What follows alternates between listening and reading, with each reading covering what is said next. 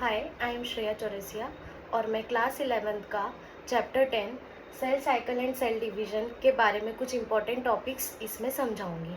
Basically, what are cells? Cells are the basic fundamental unit of life, as we all know, and all organisms are made up of cells. We all know that all organisms are made up of cells. Zygote to embryo, embryo to tissue, tissue to organs, organ to organ system, and then a new organism, that is multicellular organisms. Cells के द्वारा ही सब कुछ बन रहा है, ये हमको पता है। जाइगोट से एम्ब्रियो बन रहा है, एम्ब्रियो से टिश्यू, टिश्यू से ऑर्गन, ऑर्गन से ऑर्गन सिस्टम, और उसके बाद मल्टीसेल्युलर ऑर्गेनिज्म बन रहा है। अब हम बात करते हैं characteristics of cells. What are the characteristics? क्या विशेषताएं होती है सेल में? तो सेल में दो तरह की विशेषताएं होती है। First is growth and second is reproduction. Growth मतलब सेल खुद ग्रो करता है, that is the main characteristic, and then वो खुद रिप्रोड्यूस करता है। जो सेल नया सेल बनाता है उस सेल को पेरेंट सेल बोलते हैं, और जो नए सेल्स बनते हैं उनको डॉटर सेल्स बोला जाता है। उसके बाद अब हम जान लेते हैं कि सेल साइकिल एक्चुअल में होती क्या है।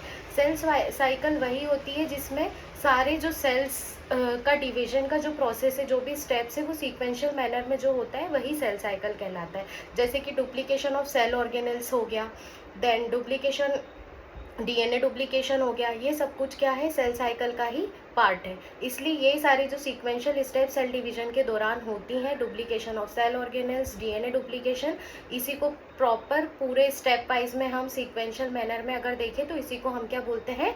सेल साइकिल बोलते हैं। मेनली हम सेल साइकिल के बारे में अगर देखें तो सेल साइकिल में बेसिकली 4 स्टेप्स होती है। फर्स्ट होता है सेल ग्रोथ। सबसे पहले जो सेल है वो अपने आप को प्रिपेयर करता है, तो इस फेज को हम सेल ग्रोथ फेज भी बोलते हैं। उसके बाद डुप्लीकेशन ऑफ सेल ऑर्गेनेल्स, उसके बाद सेल ऑर्गेनेल्स का डुप्लीकेशन होता है, then DNA replication, and then equal distribution.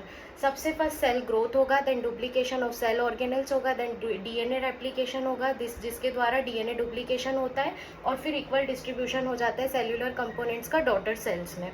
इसी तरह से पूरा सीक्वेंशियल स्टेप में हमारा सेल साइकिल जो है कंप्लीट होता है। अभी हम डिस्कस करते हैं मेन सेल साइकिल के डायग्राम को। अगर हम सेल साइकिल के डायग्राम की बात करें तो सबसे पहला होता है G1 phase, then S phase, then G2 phase, then M phase. G1 phase को हम ग्रोथ फेज भी बोलते हैं, सेल ग्रोथ फेज भी बोला जाता है। S फेज को हम बोलते हैं सिंथेसिस फेज, जिसमें क्या होता है? डीएनए का रेप्लिकेशन होता है। फिर होता है G2 फेज, जो प्रिपरेशन फॉर माइटोसिस करवाता है। इसी बीच एक इंटरफेज भी होता है। और जीवन के बाद ही G0 फेज भी होता है, जिसको नॉन डिवाइडिंग स्टेट भी बोला जाता है।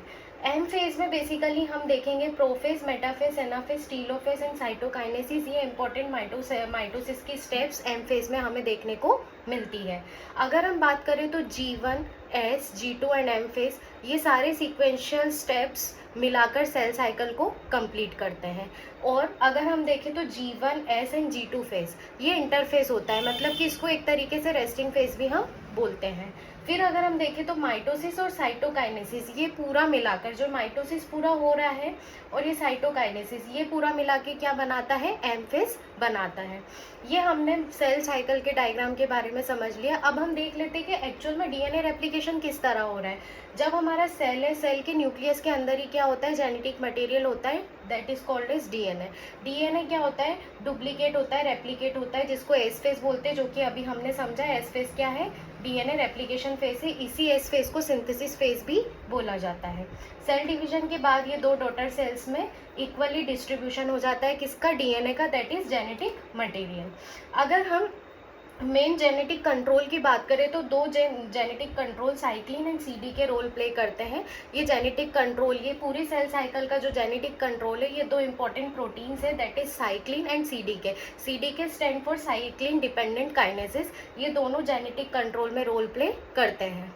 उसके बाद हम समझते हैं duration of cell cycle. Actual में सेल साइकिल का ड्यूरेशन क्या होता है? अगर हम ह्यूमन सेल की बात करें तो ह्यूमन सेल में सेल साइकिल का ड्यूरेशन 24 आवर्स का होता है। ईस्ट, जो कि एक तरह का टाइप ऑफ फंजाई है, इसका ड्यूरेशन होता है सेल साइकिल का 90 मिनट्स का, जिसको हम 1.5 आवर्स भी बोल सकते हैं।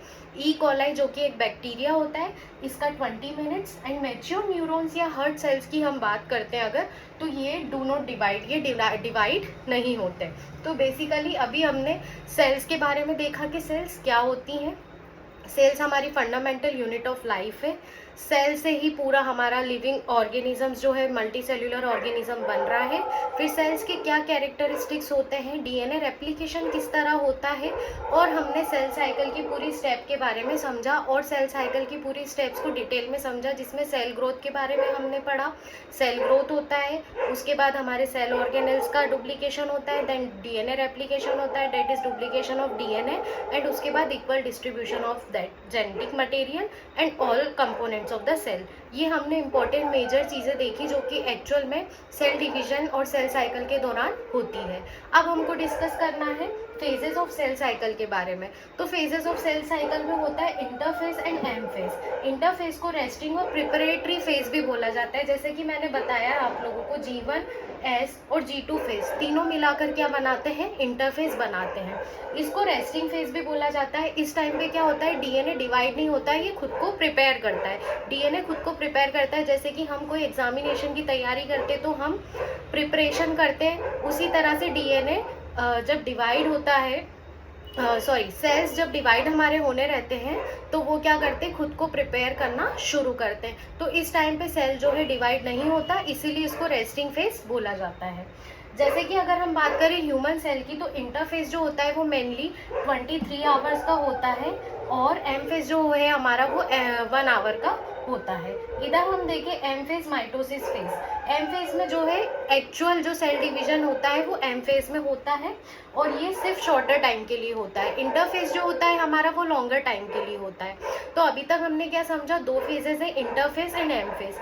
एम फेज जिसको कि हम डिवीजन फेज बोल रहे हैं, एंड इंटरफेज जिसको हम रेस्टिंग या प्रिपरेटरी फेज बोल रहे हैं। इसमें सेल्स जो होते हैं वो डिवाइड नहीं होते हैं। सेल्स डिवाइड नहीं होते हैं, सेल्स अपने आप को प्रिपेयर करते हैं सेल डिवीजन के लिए। जनरली अगर हम एग्जांपल देखें ह्यूमन सेल में, तो ह्यूमन सेल में 23 आवर्स का हमारा इंटरफेज होता है, एंड 1 आवर का हमारा जो mainly division cell division phase होता है। उसके बाद हम डिस्कस करते हैं फेजेस ऑफ सेल साइकिल में ही इंटरफेज और एम फेज के अंदर भी कुछ फेजेस होते हैं। जैसे कि इंटरफेज और रेस्टिंग प्रिपरेटरी फेज में होता है G1, S and G2 phase, ये 3 फेजेस होते हैं। और अगर हम एम फेज की बात करें जो कि माइटोसिस फेज है, इसमें कैरियोकाइनेसिस होता है एंड साइटोकाइनेसिस होता है। कैरियोकाइनेसिस का मतलब होता है division of nucleus, and cytokinesis का मतलब होता है डिवीजन ऑफ साइटोप्लाज्म। कैरियोकाइनेसिस में अलग अलग होता है, प्रोफेज, मेटाफेज, एनाफेज, टीलोफेज, जो कि माइटोसिस का ही पूरा पार्ट होता है। तो ये हमने आज बेसिक डिस्कस किया कि एक्चुअल में इंटरफेज क्या है, एम फेज क्या है। एम फेज डिवाइडिंग फेज है, इंटरफेज रेस्टिंग फेज है। इंटरफेज में भी अलग अलग फेजेस है, जैसे कि G1 phase, S phase and G2 phase. और हमारा जो एम फेज है इसमें भी कैरियोकाइनेसिस है एंड साइटोकाइनेसिस है। Karyokinesis is division of nucleus and cytokinesis is division of cytoplasm. अब कैरियोकाइनेसिस में भी अंदर फेजेस है, जैसे कि हमारा prophase, metaphase, anaphase and telophase. इस तरह से पूरे फेजेस को हमको और डिटेल में पढ़ना होगा चैप्टर में। इसी तरीके से हमारा जो ये इम्पोर्टेंट एक शॉर्ट नोट है वो कंप्लीट होता है, और ये छोटा सा टॉपिक मैं समझा रही हूँ। Thank you.